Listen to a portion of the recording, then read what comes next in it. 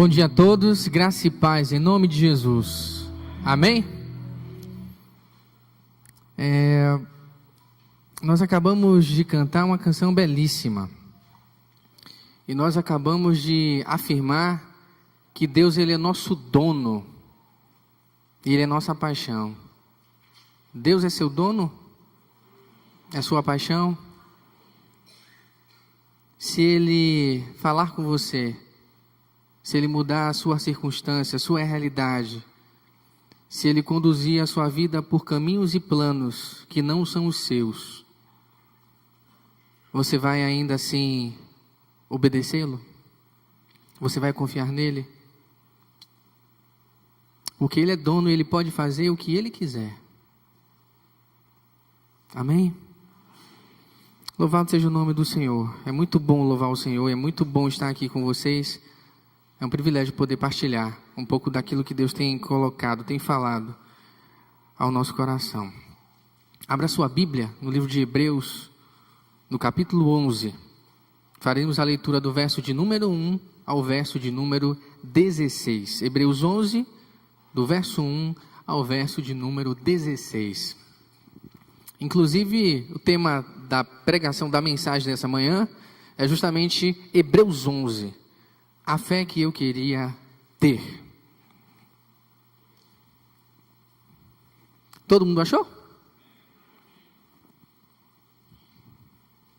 Eu sempre vejo alguém ainda procurando o texto. Mas eu vou esperar você, eu vou dar mais uma chance.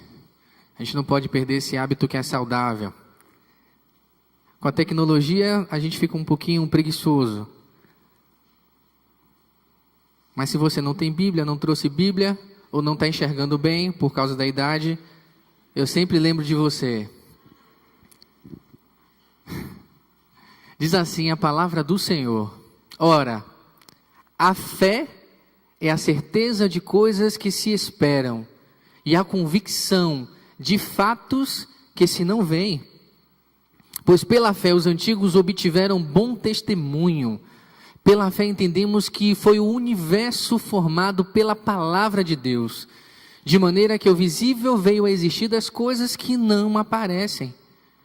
Pela fé, Abel ofereceu a Deus mais excelente sacrifício do que Caim, pelo qual obteve testemunho de ser justo, tendo a aprovação de Deus quanto às suas ofertas. E por meio dela, também mesmo depois de morto ainda fala. Pela fé Enoque foi transladado para não ver a morte, não foi achado porque Deus o transladara, pois antes da sua transladação obteve testemunho de haver agradado a Deus. De fato, sem fé é impossível agradar a Deus, porquanto é necessário que aquele que se aproxima de Deus creia que Ele existe e que se torna galardoador dos que o buscam. Pela fé, Noé, divinamente instruído acerca de acontecimentos que ainda não se viam, e sendo temente a Deus, aparelhou uma arca para a salvação de sua casa, pela qual condenou o mundo e se tornou herdeiro da justiça que vem da fé. Pela fé Abraão, quando chamado, obedeceu, a fim de ir para um lugar que devia receber por herança, e partiu sem saber aonde ia. Pela fé peregrinou na terra da promessa como em terra alheia, habitando em tendas com Isaque e Jacó, herdeiros com ele da mesma promessa. Porquanto aguardava a cidade que tem fundamentos, da qual Deus é o arquiteto e edificador. Pela fé também, a própria Sara recebeu poder para ser mãe, não obstante o avançado de sua idade, pois teve por fiel aquele que lhe havia feito a promessa. Por isso também de um, aliás já amortecido, saiu uma posteridade tão numerosa como as estrelas do céu, inumerável como a areia que está na praia do mar. Todos estes morreram na fé, sem ter obtido as promessas, vendo-as, porém, de longe, e saudando-as, e confessando que eram estrangeiros e peregrinos sobre a terra.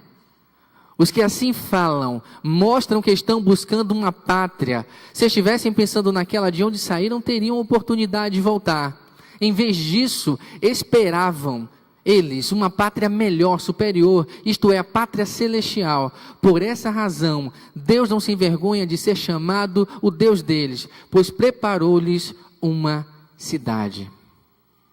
Amém, gente? Que Deus aplique a sua verdade, a sua palavra ao meu e ao seu coração, em nome de Jesus. Eu queria dizer para os irmãos do som que eu estou ouvindo um ruídozinho nessa caixa. Eu não entendo nada de som, mas eu sei que tem um barulhinho diferente aqui na frente. Pois bem, a fé que eu queria ter. Certa vez um jovem teólogo perguntou para o seu mestre: o que eu devo fazer para ser um bom teólogo? O que eu preciso fazer para me tornar um bom teólogo? E o mestre, de maneira muito sábia, respondeu, reproduzindo o pensamento do teólogo Calbart, dizendo: é preciso segurar a Bíblia numa mão, e o jornal no outro. Em outras palavras, ele estava dizendo: leia a Bíblia e leia a sua realidade. Leia a Bíblia e leia também a sua realidade. E me lembrando desse conselho, nas últimas semanas, eu me fiz duas perguntas. O que as pessoas falam sobre fé? E o que Deus fala sobre fé na sua palavra? E pesquisando sobre o que as pessoas pensam sobre fé, sobretudo delimitando ao público dos cristãos evangélicos, me deparei com alguns possíveis conceitos de fé que circulam, que transitam em nosso meio, e certamente você já deve ter ouvido algum deles. A fé é a chave que abre todas as portas que Deus tem colocado diante de nós. Para isso, basta usar a chave certa que as portas se abrirão. Segundo, a fé é a alavanca que move a mão de Deus. A fé é a alavanca que move a mão de Deus, por isso, use a sua fé. A fé é aquilo que coloca Deus em movimento, um conceito semelhante ao outro. E a fé é aquilo que faz Deus agir em nosso favor. E por fim, quando temos fé, fazemos acontecer. Ou seja, fé é aquilo que temos que faz as coisas acontecerem. Esses são alguns conceitos de fé que circulam, transitam pelo meio do povo evangélico. Mas o mais interessante, ao analisar esses conceitos, foi perceber que todos esses conceitos estão relacionados com o contexto das suas próprias necessidades. Ou seja, a perspectiva de fé de muitos cristãos evangélicos brasileiros tem contemplado a fé somente da perspectiva da satisfação das suas próprias necessidades. Pela fé, muitos deles dizem: conseguimos curas, pela fé conseguimos empregos, cônjuge, justiça, sucesso, prosperidade. Mas tudo isso porque buscamos a Deus com essa capacidade de fazê-lo agir em nosso favor. Sobre essa perspectiva de fé, que contempla apenas o indivíduo e as suas próprias necessidades, o pastor Ed René Kivitz, em seu livro A Outra Espiritualidade, ele vai dizer que quando cremos dessa forma, por essa perspectiva, estamos vivenciando o estágio mais infantil da nossa fé. Mas o que a Bíblia, o que a palavra de Deus, o que Hebreus 11 nos ensina sobre fé? Qual é o conceito de fé defendido pelo autor de Hebreus? Hebreus 11, 1 diz: a fé é o firme fundamento das coisas que se esperam e a prova das coisas que se não veem. A prova das coisas que não vemos. Mas o que isso significa? Para compreendermos o significado desse texto, só o conseguiremos compreender a essência do que ele nos ensina quando olhamos para a vida daqueles que foram considerados heróis da fé. É na vida desses homens que vemos a aplicação desse conceito. E lendo o texto de Hebreus, eu percebi algumas verdades sobre fé na vida desses homens que mexeram com o meu coração. Também percebi sobre qual perspectiva de fé esses homens viviam, como eles acreditavam e qual foi o efeito dessa fé na vida desses mesmos homens. E a primeira coisa que eu percebi com a experiência dos heróis da fé foi isso aqui, ó. Fé implica em ausência de controle. Fé implica em ausência de controle. Todos os heróis da fé, em algum momento das suas caminhadas, tiveram que abrir mão do controle das suas próprias vidas. Por vezes, meus irmãos, eu tenho a sensação de que muitas pessoas que afirmam desejar ouvir a voz de Deus, receber as instruções de Deus, as orientações que vêm de Deus, conhecer a vontade de Deus, no fundo, não querem isso de verdade. Muitos de nós não queremos ouvir a voz de Deus, para que possamos continuar andando do mesmo jeito, tocando as nossas vidas segundo os nossos próprios desejos e vontades. Enquanto alguns dizem, Senhor, fala comigo, eu careço entender os seus planos, a tua vontade. Outros dizem, Senhor, não fale comigo, para que eu não tenha que mudar os meus próprios planos. E essa verdade me faz lembrar um comentário do escritor Eugene Peterson sobre o profeta Jonas, com base em Jonas 1:3. E Eugene Peterson, ele sintetiza esse texto dizendo assim: e Jonas foi para Tarsis, para longe da presença de Deus. E ele pergunta, por que alguém desejaria estar longe da presença de Deus? Como? Por que alguém desejaria tal coisa? E a resposta é muito simples. Simplesmente porque queremos estar sempre no controle. Nós queremos ter a sensação de que controlamos tudo. Queremos que tudo aconteça do nosso jeito. E essa fé nos faz orar, não para que nós nos sujeitemos à vontade de Deus, mas para que Deus se sujeite à nossa vontade. Para quê? Para que eu permaneça no controle. É bonito olhar para a fé desses homens de Hebreus 11 e perceber que por fé, esses homens escolheram sentir o desconforto de não conduzirem as suas próprias vidas. Olha o que a Bíblia diz sobre Abraão. Vocês todos, por favor.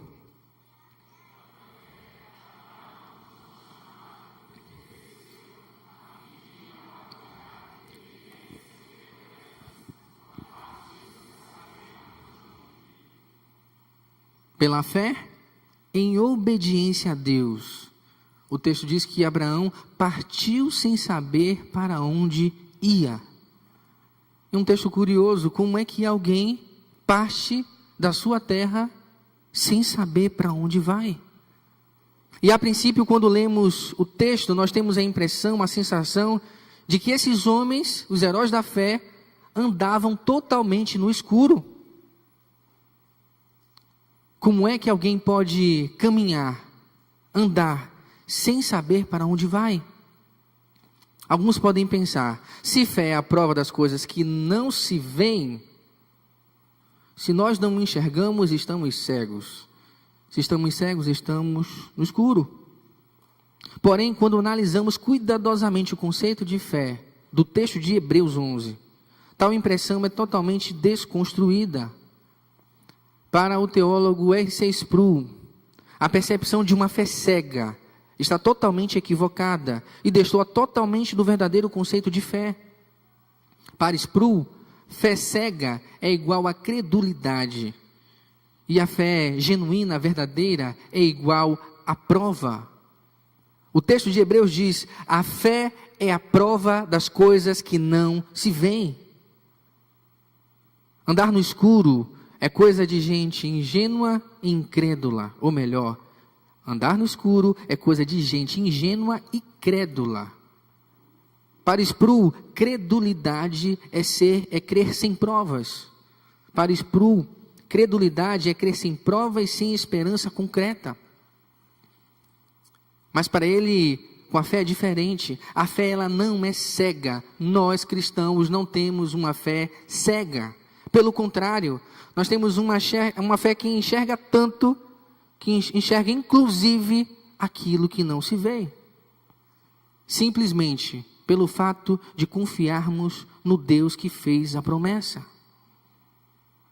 Quando Deus diz que uma coisa vai acontecer, essa coisa acontece, porque Ele é Deus. E comprova no caráter de Deus, nós cremos que Ele assim fará. Em Deus a nossa fé se firma, e é por isso que entregamos o controle das nossas vidas na mão dEle, ou nas mãos dEle. Olha que interessante, Hebreus 11:11. Olha o que o texto fala sobre Sara. Pela fé também a própria Sara recebeu poder para ser mãe, não obstante o avançado de sua idade. O que é que fundamentou a fé dela? Ela estava confiando em quem? O texto diz, pois teve por fiel aquele que lhe havia feito a promessa. Tudo que Deus diz que vai acontecer, acontece. E todas as suas promessas reveladas nas Escrituras Sagradas acontecerão. E essa foi a experiência de Abraão no Moriá. Todos nós conhecemos a história muito bem. Talvez se estivéssemos no lugar de Abraão, muitos de nós, se tivéssemos escolha, diríamos a Deus, Deus, não me peça uma coisa dessas não. Senhor, não fala comigo. Não fala comigo. Escolheríamos não ter ouvido a voz de Deus. Contudo, quando olhamos para a vida de Abraão e para a fé de Abraão, Abraão já tinha entregado o controle da sua vida muito tempo antes. Desde quando aceitou sair da sua terra, do meio da sua parentela, para um lugar que ele nem sabia onde ficava. E o texto bíblico diz que pela fé, Abraão creu, e isso lhe foi imputado por justiça. Pense por um segundo na possível confusão do coração de Abraão. O Senhor promete a Abraão que daria a ele um filho. O Senhor prometeu a Abraão que por meio desse filho, faria dele uma grande nação. E que os seus descendentes seriam incontáveis como as estrelas do céu. Agora esse mesmo Deus olha para Abraão, visita Abraão e pede o filho da promessa em sacrifício. Mas o texto diz que Abraão obedeceu. Por fé, Abraão entregou o controle da sua vida nas mãos de Deus. E é bonita a experiência de Abraão, quando ele sobe a Moriá com o seu filho. O texto diz que, o texto trata com muita sensibilidade o diálogo do pai com o filho. E Isaac fala, pai, e o texto faz uma pausa, e Abraão responde, sim, meu filho, o que é que você quer? Você está precisando do quê? E Isaac diz, pai, eis aqui o fogo e a lenha, mas eu não vejo o cordeiro. Onde está o cordeiro? E Abraão, com o coração pequenininho, como deveria ficar o coração de qualquer pai, mas com muita fé, ele diz, Deus preparará para si um cordeiro. Deus proverá para si um cordeiro. E essa é a fé de Abraão. O autor de Hebreus diz que pela fé, Abraão acreditou que Deus poderia trazer Isaque à morte, ou melhor, da morte. Porém, o autor de Hebreus diz que pela fé, Abraão acreditou que Deus poderia trazer Isaque da morte. Ou seja, talvez na vida de Abraão não tivesse visto nenhum tipo de manifestação sobrenatural de Deus, no sentido de ressuscitar alguém. Mas o texto de Hebreus diz que Abraão confiava que Deus poderia trazer Isaque da morte, caso ele fosse à frente. E essa história ensina para nós que fé implica em ausência de controle. Abraão não tinha controle absolutamente de nada, sobre nada. E todo aquele que deseja uma fé, como a fé de Abraão, deve desejar também não ter controle de coisa alguma. Todo aquele que deseja andar por fé, abrirá mão do controle da sua vontade. Você pode dizer amém? Se Deus mudar a sua história, mudar os seus rumos, as suas circunstâncias, você vai continuar crendo, confiando na fidelidade dEle? Amém, gente? Você pode dizer amém? Em segundo lugar, não estavam em busca da realização de projetos pessoais. Quando eu olho para a fé desses homens, de Hebreus 11, eu percebo que esses homens não estavam buscando a realização de seus próprios projetos pessoais. O grande problema de nós, homens, é olharmos para a história como se a história fosse apenas uma história sobre nós mesmos. O grande problema do homem é olhar para a história como se fosse uma história sobre si. Se trata dele, de Deus e não de nós. A história trata da vontade dele e não da nossa. Dos propósitos dele e não dos seus, dos meus. E quando olhamos para a vida dos heróis da fé, esses homens entenderam que a vida deles eram apenas pano de fundo para as manifestações de Deus. Eles não ligavam por estar em segundo plano. O que eles desejavam de fato era a vontade de Deus. Porém, nós homens modernos vivemos como se a história fosse sobre nós. Olhamos para a história da humanidade, olhamos para a revelação de Deus, olhamos para a história bíblica, do Gênesis ao Apocalipse, e ainda achamos que a história é sobre nós. Só que a história não é sobre nós, não é sobre mim nem sobre você, a história é sobre Deus.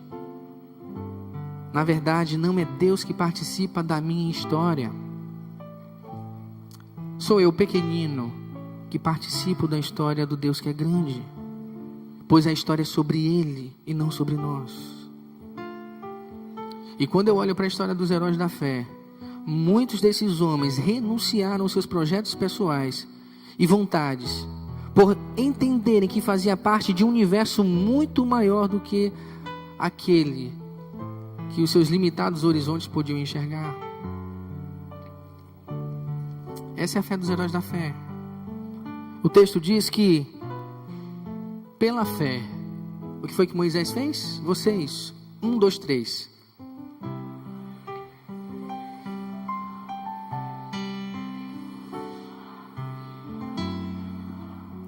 Pela fé, Moisés recusou ser chamado filho da filha de Faraó. Mas pastor, o que é que isso significa? Significa que, humanamente falando, Moisés tinha tudo.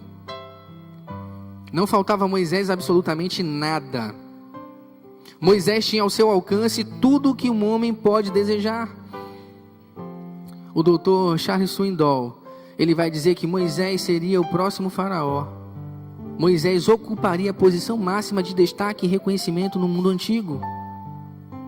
E pensando na nossa lógica, com a nossa lógica do mundo moderno, Moisés seria simplesmente o mais bem-sucedido de todos os homens. Moisés seria, na sua época, quase um Deus, com D minúsculo. Mas a Bíblia diz que pela fé, Moisés recusou ser chamado filho da filha de Faraó. Moisés entendeu que o que Deus havia preparado para ele. Moisés entendeu que Deus o havia chamado para um projeto de vida muito superior. E Moisés foi chamado não a fazer a sua vontade, a cumprir os seus propósitos e desejos, mas para realizar e fazer, executar a vontade do seu Deus, do próprio Deus. E essa foi a fé que Moisés recebeu dos seus pais. Percebam ainda que a fé de Moisés não o levou para um caminho de conforto, para um caminho de realização pessoal segundo o conceito do Egito. A fé de Moisés o fez rejeitar o conforto, o poder, a estabilidade que o Egito oferecia, simplesmente porque Moisés entendeu que deveria fazer a vontade de Deus. A fé de Moisés não foi reconhecida por ser uma fé que fez Deus agir em seu favor. E nos nossos dias é muito comum. Aquele que tem fé é aquele que tem a sua oração respondida. Aquele que tem fé é aquele que acha que pode manipular Deus para que Deus faça alguma coisa em seu favor. Essa é a fé passiva. E Moisés não desfrutava desse tipo de fé. Moisés, ele tinha uma fé ativa que o levava a caminhar na direção dos propósitos de Deus. Ele tinha fé, a sua fé estava firmada nas promessas de Deus para o seu povo e para si mesmo. Por muito, o nosso problema da maioria de nós, é que queremos, entre aspas, usar a nossa fé. Não queremos usar a nossa fé para transformarmos realidades. Não queremos. Como os heróis da fé fizeram, colocando suas vidas a serviço daquilo que Deus estava fazendo na história. E nem queremos, entre aspas, usar a nossa fé para esperarmos o cumprimento máximo da promessa de Deus. Então, pastor, para que os homens querem usar a fé? Simplesmente para resolverem os seus problemas mais urgentes e as suas necessidades mais urgentes nesse mundo, aqui e agora. Esse tipo de fé que temos visto no nosso país, no meio da maioria dos círculos ditos evangélicos. E quando lemos Hebreus 11, nós vemos que o elogio de Deus, do escritor inspirado, a fé desses homens, se dá justamente porque esses homens não receberam alguma coisa de Deus, mas simplesmente porque esses homens, eles de forma ativa caminharam na direção dos propósitos de Deus. Se eu posso caracterizar assim, com a fé passiva, ou desfrutando de uma fé passiva, nós só esperamos de Deus. Esperamos que Deus interaja e manifeste o seu poder em nossas vidas. Mas uma fé ativa, uma fé superior, é a fé que nos leva na direção do cumprimento dos propósitos divinos. Hebreus 11 nos diz que esses homens não estavam buscando realização de projetos pessoais. Teve um jovem que, essa semana, conversando com ele, ele é muito temente a Deus, crente, gosto muito dele. E quando eu li parte desse trecho para ele, ele balançou a cabeça, concordou e logo em seguida comentou assim: pastor, mas eu quero ser, eu tenho vontade de ser o melhor da minha profissão em Salvador. E eu perguntei para ele: para a glória de quem? E ele deu uma recuada, porque ele percebeu que do jeito que ele tinha falado, Deus estava longe disso. Não tem problema nenhum desejarmos esse tipo de realização pessoal. Constituir família, ter o mínimo de condições de sustentar nossa família com dignidade, ter filhos, não há problema nenhum nisso. Mas a questão é, queremos tudo isso para a glória de quem? Para a glória de quem? Ou queremos alcançar posições mais elevadas para a glória de quem? Em terceiro lugar, quando eu olho para a fé dos heróis da fé, eu percebo que esses homens confessaram que eram estrangeiros, peregrinos, passageiros nessa terra. E o interessante é que o texto diz que todos esses homens morreram na fé. Morreram na fé sem terem recebido as promessas, mas vendo-as de longe e crendo-as e abraçando-as, confessaram que eram estrangeiros e peregrinos na terra. Homens que eram totalmente desapegados desse mundo. Pense comigo, nós somos estrangeiros nesse mundo. Você não pertence a esse lugar, você tem uma pátria, e a sua pátria é celeste. E é preciso fé para acreditar nisso. Porque se qualquer um de nós abríssemos as nossas bocas para falar isso lá fora, com certeza chamariam a gente de louco, de doido. Mas a nossa fé não é uma fé cega. Nossa fé é a fé que confia no caráter daquele que nos fez a promessa. Percebam que a fé desses homens, ela não alcançou necessariamente algum resultado positivo para si mesmos nesse mundo, no sentido de satisfação, como eu já disse. O texto diz que o que eles receberam foi simplesmente bom testemunho, mas nenhum deles recebeu o cumprimento da promessa. Esse texto traz uma leve, não problemática, mas uma questão interessante, porque, por um lado, ele afirma que esses homens receberam promessas, depois ele diz que os homens não receberam promessa. O reverendo Augusto Nicodemos, falando sobre isso, fazendo a exposição de Hebreus, ele diz que esses homens receberam sim promessas, mas esses homens não receberam a promessa. E o que seria a promessa, pastor? Seria exatamente contemplar a vinda do Messias, a vinda daquele que esmagaria a cabeça da serpente, como está lá escrito em Gênesis 3. E o que isso diz para nós? Diz muita coisa. Para nós, isso significa que nós temos hoje o privilégio de olharmos para a história e vermos a promessa de Deus cumprida na vinda de Jesus. O que aqueles homens não viram, nós hoje, por meio da história, podemos contemplar. E isso anima o nosso coração para o futuro. Porque se pararmos para analisar, estamos numa posição muito semelhante a desses homens. Vivemos nesse tempo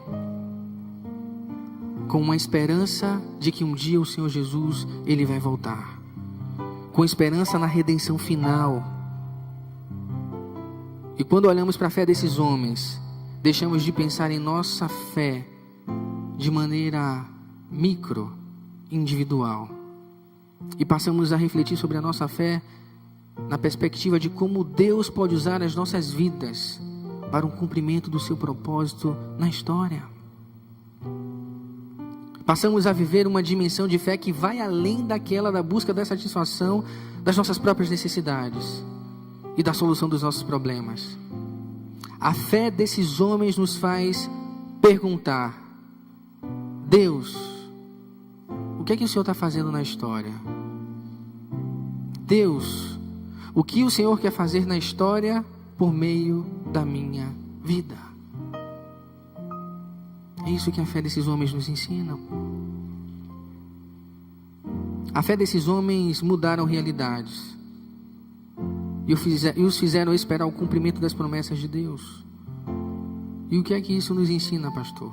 Isso sugere para nós que a nossa fé deve sim mudar realidades, aqui e agora. Que nós devemos sinalizar o reino de Deus e a glória de Deus aqui e agora. A todos os homens. Mas a fé desses homens nos faz esperar com convicção, com confiança naquilo que Deus nos prometeu. Porque nós confiamos no caráter daquele que nos prometeu. A nossa fé não é cega, porque esperamos no caráter daquele que nos prometeu. E um dia Ele vai voltar. Por fim, meus irmãos, viver pela fé é participar da história de Deus. Viver pela fé é reconhecer que somos apenas coadjuvantes e que o papel principal da história é do Senhor. Quando dizemos que fomos criados para o louvor da glória de Deus, estamos dizendo que fomos criados exclusivamente para Ele e não para nós mesmos. Estamos dizendo que o papel que Deus nos der na história, não só receberemos, como o executaremos com bom grado. Viver pela fé é acreditar que Deus está no controle da história. Viver pela fé é acreditar que Deus sabe o que faz com a minha vida. E essa é a fé que eu quero ter. Essa é a fé que eu quero ter. Essa é a fé que eu desejo que os irmãos também desejem ter. Não uma fé que espera em Deus de forma passiva, buscando só benefícios que esse Deus pode nos trazer, mas uma fé dinâmica, uma fé de uma perspectiva macro, que não olha só para a sua própria história, para as suas próprias necessidades, para os seus próprios dilemas, mas se enxerga como um pontinho na história, entendendo que toda a história fala dele e não de nós. Amém? Eu queria convidá-lo a ficar de pé. E nesse momento nós vamos louvar o Senhor com uma canção muito bonita, que rende glórias ao Senhor. Pastor, por que vamos terminar esse momento rendendo glórias a Deus? Porque diante de tão preciosa verdade, só resta a nós, pequeninos, frágeis, limitados, nos prostrarmos diante desse Deus e perguntar a Ele: Senhor, o que é que o Senhor quer de nós? E usa-me, Senhor, para o louvor da Tua glória. Esses homens não tinham apego nenhum às realizações pessoais. Esses homens também não tinham o controle, não fizeram questão de possuir o controle das suas próprias vidas, abriram mão das suas próprias vontades. E esses homens tinham uma fé que olhava para o futuro, olhava para frente. Pensando de maneira bem breve, é muito interessante quando diante de um cenário bem adverso, nós vemos o fim da vida. Provérbios diz que é melhor, Eclesiastes, melhor ir à casa onde há luto do que à casa onde há festa. E lá nós vemos o final de todos os homens e os vivos que o tomem por lição. E é interessante você perceber que quando somos abalados pelas tragédias, pelas calamidades, pelas dificuldades, ainda assim temos esperança. Nós não somos como aqueles que não têm esperança. Nós temos uma esperança. E ela se cumprirá, porque Deus é fiel, cumpre o que diz, e nós confiamos no caráter dele. Vamos glorificar o nome do Senhor, em nome de Jesus.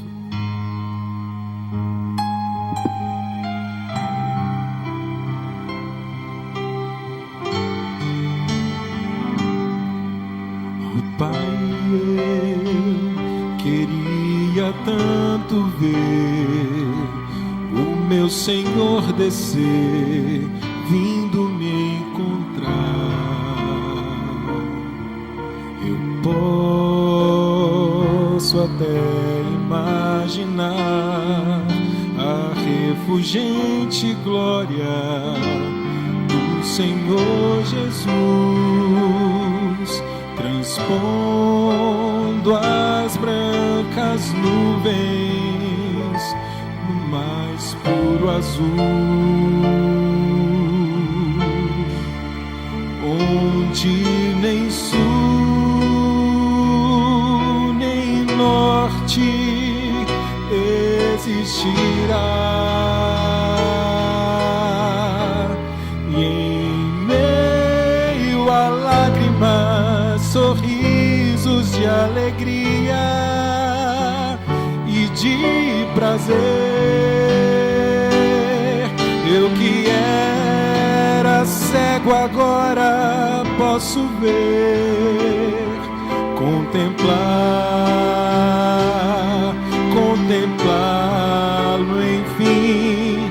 Por isso eu canto glória.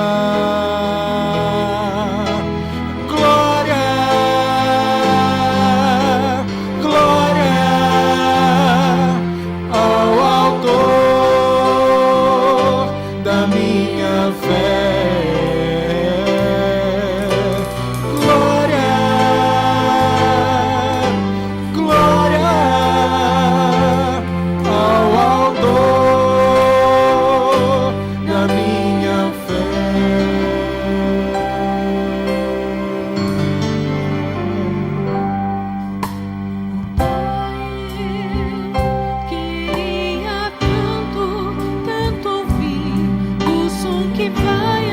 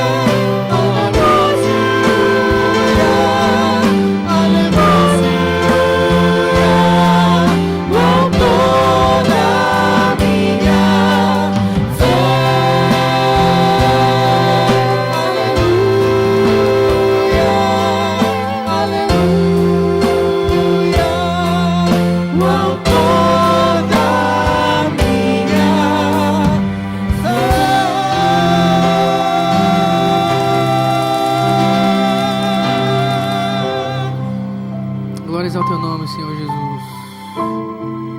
E diante, Senhor, da verdade da tua palavra, Senhor, não nos resta, Deus, outra alternativa se não nos humilharmos, Senhor, cair prostrados diante do Senhor e da tua presença, Senhor.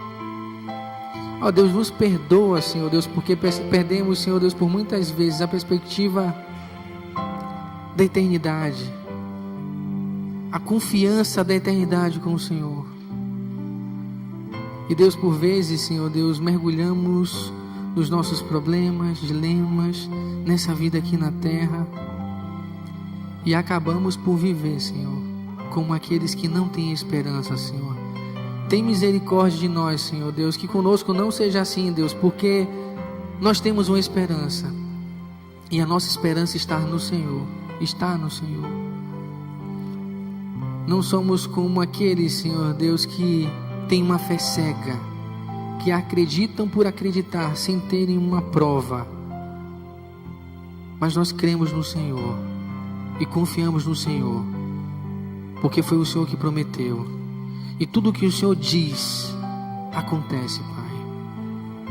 E Deus, em nome de Jesus, nos dá a fé, Senhor, dos heróis da fé, essa fé, Senhor Deus, que implica em ausência de controle, Senhor Deus, o reconhecimento de que não estamos à frente de nada, ó Deus, a entrega da nossa vontade ao Senhor, nos dá essa fé, Senhor. Ó Deus, nos dá também, Deus, a fé, Deus, que nos faz olhar para essa vida, Senhor Deus, como peregrinos, Senhor, como pessoas que estão aqui de passagem, que almejam, Senhor Deus, uma pátria que é celeste, Senhor. Ó Deus, nós olhamos para a vida desses homens, Pai, e dizemos ao Senhor, Deus, que essa é a fé que nós desejamos ter, Pai. Tem misericórdia de nós e responde, Deus, essa nossa oração por misericórdia e graça, em nome de Jesus. Amém. Amém. Deus abençoe a sua vida, em nome de Jesus. Vamos em paz e que o Senhor abençoe a todos. Amém.